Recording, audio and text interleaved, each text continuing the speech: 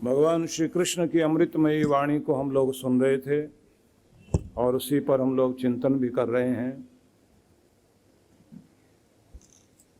कहा जाता है कि गीता परमात्मा का संदेश ही नहीं, भगवान का गीत है। इसलिए ये बोलते हैं कि कर्तव्य दीक्षाम समत्व शिक्षाम ज्ञानस्य भिक्षाम शरणागतिम च ददाति गीता करुणाद्रभूता कृष्णेन गीता जगतो हिताय। कर्तव्य की दीक्षा देती है, समत्व की शिक्षा देती है, ज्ञान की भिक्षा देती है और शरणागति प्रदान करती है। गीता भगवान से जोड़ देती है। करुणाद्र भगवान ने जगत के हित के लिए अर्जुन को माध्यम बनाकर गीता का संदेश दिया। और गीता के इस संदेश में आज जिस बिंदु पर हम पहुँचे हैं वहाँ भगवान कह रहे हैं, या निशा सर्वभूतानां तस्याम जागृति संयमी यस्याम जागृति भूतानि सा निशा पश्यतो मुनि। सा निशा पश्यतो मुने मतलब वह मुनि मौन साधक, साधना में रत साधक उस रात में भी जागृत होकर साधना करता है जिस रात में प्राणी मात्र सो जाता है। मतलब दुनिया को दिखाकर नहीं, दुनिया से छिपकर अपने प्रभु से व्यक्ति अपना संबंध जोड़े। जब पूरी प्रकृति शांत हो और पूरी प्रकृति तामसिकता में लीन हुई है, तब भी वह सात्विक भाव वाला व्यक्ति अपने प्रभु से अपना संबंध जोड़कर उसके रस का रसास्वादन करता हुआ स्थिर होकर बैठता है।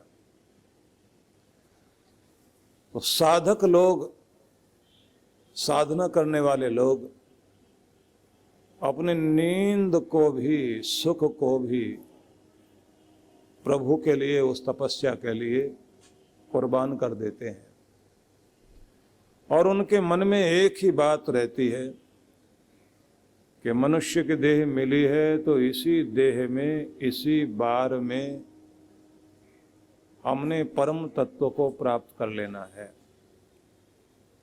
कहा जाता है कि एक समय था जब सभी मनुष्य देव कोटि के मनुष्य थे, सबके अंदर देवता वाला रूप था।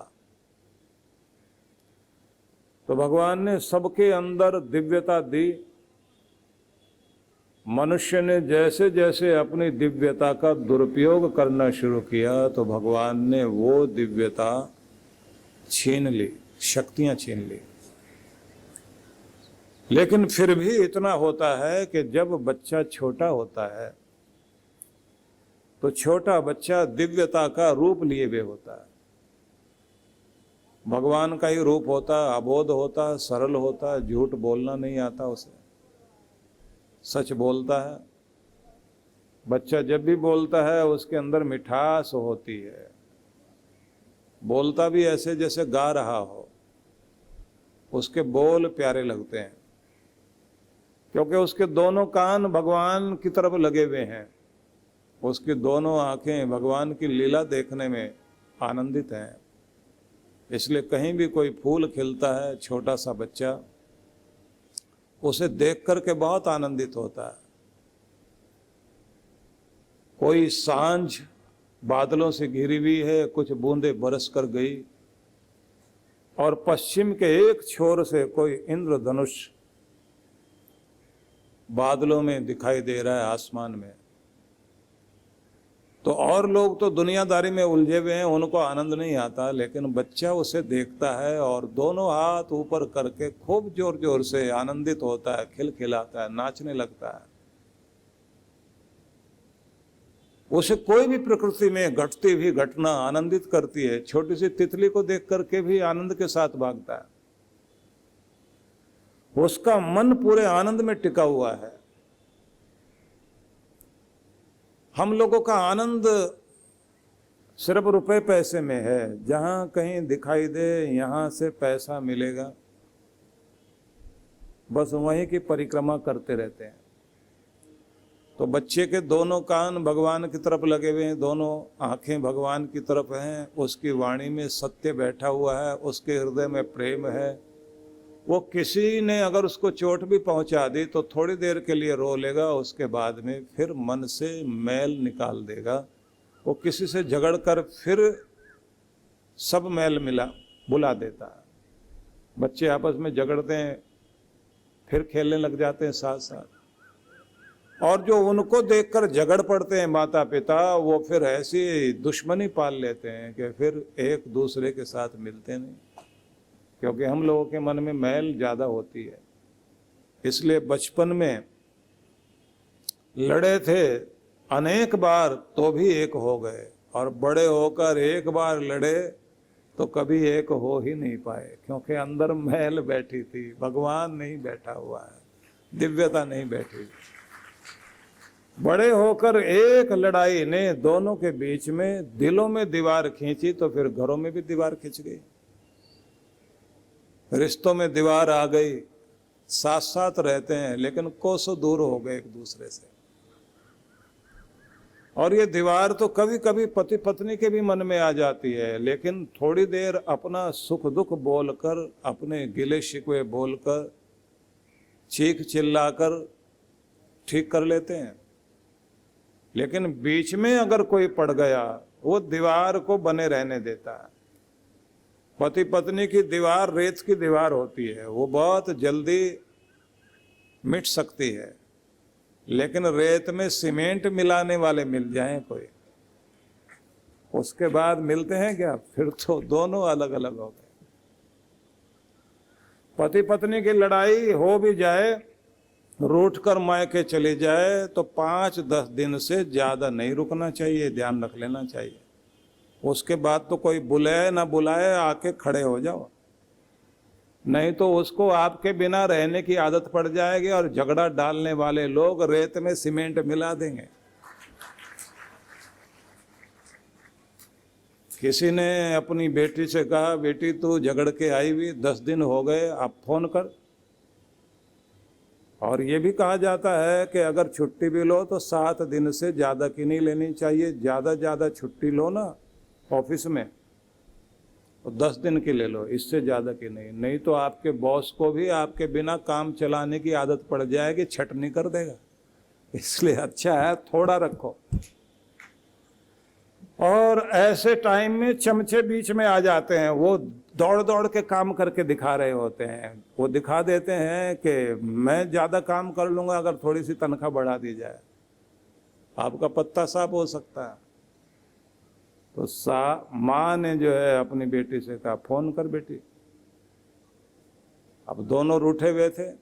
ध्यान रखना, बोलचाल बंद कभी नहीं करो। झगड़ा अगर हो भी जाए तो डायलॉग चलना चाहिए, संवाद चलना चाहिए। अगर बोलचाल बंद हो गई, ध्यान तो हर समय दोनों का एक दूसरे में रहता है, सामने नहीं देखते, टेढ़ी नजर से देख रहे होते हैं, पूरा ध्यान होता है एक दूसरे का, लेकिन अंदर अंदर जल रहे होते हैं। तो समझदार महिला थी, उसने कहा बेटी फोन करो। मैं नहीं करूँगी। किस बात पे फोन करूँ? कि तुम करो, वो भी बात करेगा। तो इसने फोन किया कि मैं ही फोन कर रही हूँ, तुम फोन नहीं कर रहे हो। अब पति बोला मुझे टाइम नहीं मिला। तो याद किया था मुझे? बोले हाँ याद तो किया था। अच्छा मेरा सपना आया था। और पति आ गया गुस्से में, बोले मैं तो हनुमान चालीसा पढ़ के सोता हूँ, जिसमें ये बोला है ना, भूत पिशाच निकट नहीं आवे, महावीर जब नाम सुनावे। तो पत्नी को भूतनी फिर कह दिया।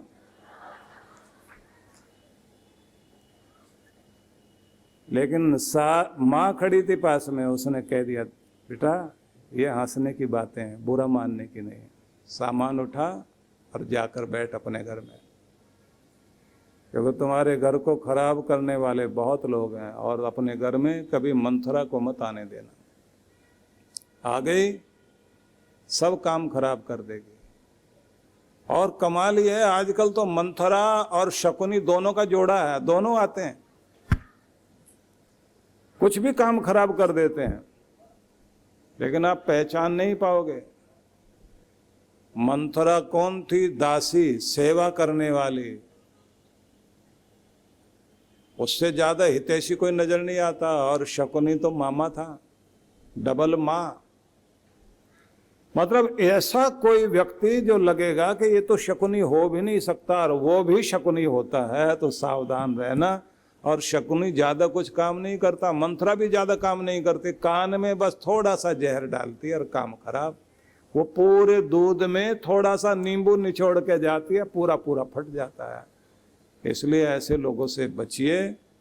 आपकी दिव्यता आपके जीवन में बनी रहनी चाहिए, वो आपके घर को संभाल कर रखती है, उससे आपका घर खुशहाल रहता है। तो जब दोनों कान भगवान की तरफ लगे हुए, दोनों आंखें भगवान की तरफ लगी हुई हैं, वाणी में परमात्मा बैठा हुआ, हृदय के अंदर परमात्मा बैठा हुआ, तो दिल भी सच्चा, वाणी मीठी, और कान पक्षी बोलते हैं तो बच्चे उनकी आवाजें निकालते हैं। सबसे ज्यादा खुशहाल बच्चा दिखाई देता, थोड़ी सी बूंदे बरस गई और बच्चा जो है बारिश में जाके खड़ा हो जाता है। घर के लोग कहते हैं बीमार पड़ जाओगे, लेकिन आप लोग जानते हैं जो बचपन की बारिश में नहाए थे, बड़े होकर वो आनंद कभी नहीं मिला जिंदगी में, क्योंकि बच्चे पूरा आनंद लेना जानते हैं। जिस तरह से वो घूमते हैं, जैसे आनंद लेते हैं, उनको तो नकली कागज के नोट इकट्ठे करने, वो जो रंग बिरंगे कागज इकट्ठे कर लेते हैं, उसमें जो आनंद आता है, बड़े होकर आपको 2000 के नोट में भी वो आनंद नहीं आता, क्योंकि उन्हें आनंद में जीना आता है। जैसे जैसे हम बड़े होते जाते हैं और हमारे अंदर की दिव्यता कम होती चली जाती है, हमारी सरलता चली जाती है, हमारी सात्विकता चली जाती है, तो उसके साथ ही खोट भी अंदर प्रवेश करता है। तो शुरुआत होती है आधा आधा बंटते हैं हम लोग, एक कान दुनिया की तरफ, एक कान भगवान की तरफ, एक आंख भगवान की तरफ, एक आंख दुनिया की तरफ। धीरे धीरे बढ़ते बढ़ते वो हालत आ जाती है, दोनों कान ही दुनिया की तरफ, दोनों आंखें ही दुनिया की तरफ, पूरी जबान दुनिया की तरफ, पूरा मन दुनिया की तरफ, पूरा शरीर दुनिया की तरफ, और सारा दिन दुनिया हमारे अंदर चल रही होती है। तो फिर हम अशांत अशांत अशांत अशांत। और अब तो लोग गाने भी ऐसे गाते, मैं परेशान परेशान परेशान। किसको ढिंडोरा पीट के बता रहे भाई, मैं परेशान। सारी दुनिया परेशान है। और जैसे ही व्यक्ति परमात्मा से जुड़ जाता है, फिर परेशान नहीं, फिर तो शान शान शान और शानदार बनता जाता है। इसलिए स्वयं को भगवान से जोड़िए, अपने प्रभु से अपने आप को जोड़िए। तो जैसे जैसे आपका हृदय प्रभु से जुड़ता है, उसी के साथ आपके अंदर प्रेम प्यार आना शुरू होता, सरलता आनी शुरू हो जाती है। हृदय आपका प्रभु की ओर लग जाए, इसमें प्रेम प्रभु का भी। और ये भी एक बात ध्यान रख लीजिए कि आपके प्रेम में भी दिव्यता हो, स्वार्थ नहीं होना चाहिए कि मैं तो उसके साथ ही बैठूंगा जो मेरा ये करेगा। तो कुछ लोग ऐसे होते हैं ना, जो ये कहते हैं हम तुम्हारे यहाँ आएंगे तो क्या दोगे, और जब तुम हमारे यहाँ आओगे तो क्या लेके आओगे।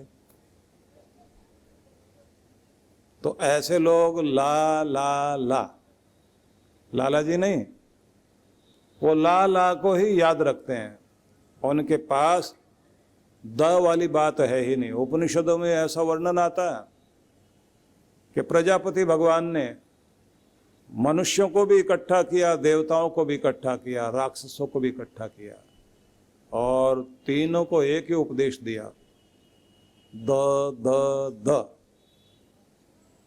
तो सबने सुना और कहा कि भगवान ने हमारे लिए जो बोल दिया, अब उस पर विचार करना है। तो विचार क्या? राक्षसों ने कहा कि द कहा है तो इसलिए कहा है कि हम राक्षस क्यों हैं, क्योंकि हमारे पास दया नहीं है, हम निर्दयी हैं, इसलिए राक्षस बन गए। तो भगवान ने हमको कहा दयध्वम, दया करो। आज से एक ही चीज सीखनी है, दया दया दया। राक्षस चले गए, कहते हैं वो राक्षस राक्षस नहीं रहे, मनुष्य बन गए, क्योंकि उन्होंने दया सीख ली।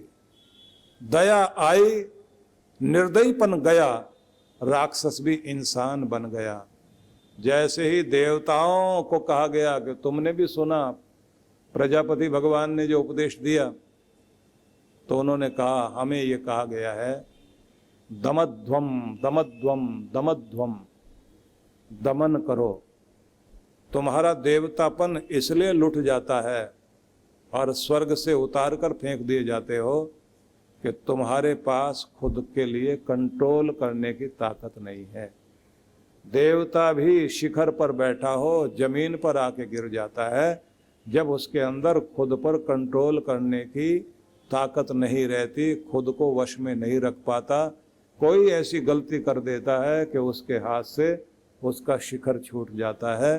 तो देवताओं को ध्यान रखना, ऊंचाई पर पहुंच गए हो तो कंट्रोल जरूर सीखो, अपनी जबान का भी, जिह्वा का भी, मन का भी, लेन देन का भी और विषय वासनाओं का भी। अगर आपने अपने जीवन में नियंत्रण रखा है तो आपकी कुर्सी कोई नहीं छीन सकता, आप ऊंचाई पे बैठे रहोगे। मनुष्य थे वो खड़े रहे चुपचाप, तो सब आपस में विचार करने लगे। भगवान ने जो बोला था द द द, तो दो लोग तो समझ के चले गए हमारे लिए क्या कहा गया। तो एक बीच में बोले दध्वम दध्वम, का मतलब क्या हुआ कि देने से तुम देवता बनोगे और लेते रहने से नीचे जाओगे और छीनते रहने से राक्षस बन जाओगे। तो अगर तुम देवता बनना चाहते हो तो देना सीख जाओ, तो तुम मनुष्य होकर भी देवता बन जाओगे। जिंदगी से कुछ न कुछ दो, और नहीं तो मुस्कुराहट दो। सेठ ने तो मंदिर के बाहर खड़े हुए भिखारी को डांट दिया, पर सेठ के नौकर ने भिखारियों के पास जाके, पैसे तो नहीं थे, कुछ ऐसा किया कि सबके चेहरे पर मुस्कुराहट आ गई, सारे खुश हो गए। जीवन यानी निरंतर दौड़ भाग, तनाव, शारीरिक व मानसिक थकान। कुछ सुकून के पल हम सबको चाहिए, ऐसा सुकून जो हमें ताकत, स्फूर्ति और आंतरिक शांति से भर दे। ध्यान यानी मेडिटेशन एक ऐसा माध्यम है जिसके द्वारा मन को चैन, शांति और सुकून मिलता है। और अगर ये ध्यान प्रकृति की गोद में किसी सुरम्य और शीतल स्थान पर हो तो क्या कहने। आइए परम पूज्य सुधांशु जी महाराज और आदरणीय डॉक्टर अर्चिका दीदी के शुभ नेतृत्व में सीखें ध्यान की कुछ अद्भुत विधियां, जो न सिर्फ शरीर को शक्ति प्रदान करेंगी बल्कि आंतरिक शांति से भर देंगी।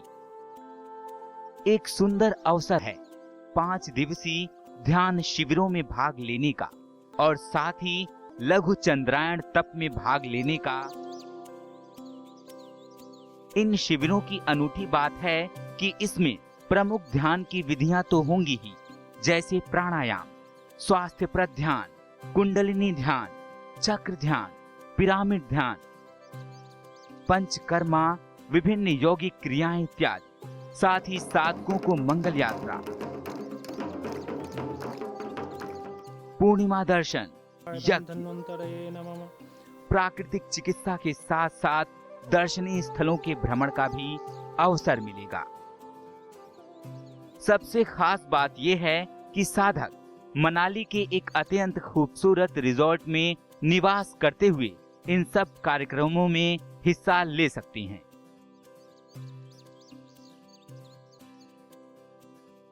तो आइए परम पूज्य गुरुदेव और डॉक्टर अर्चिका दीदी के साथ मनाली चलें, पहाड़ों पर कुछ दिन बिताएं, ध्यान की विधियां सीखें और पाएं एक तनाव रहित मन, स्वस्थ तन, आत्मविश्वास और सबसे बढ़ के आंतरिक शांति और सुकून।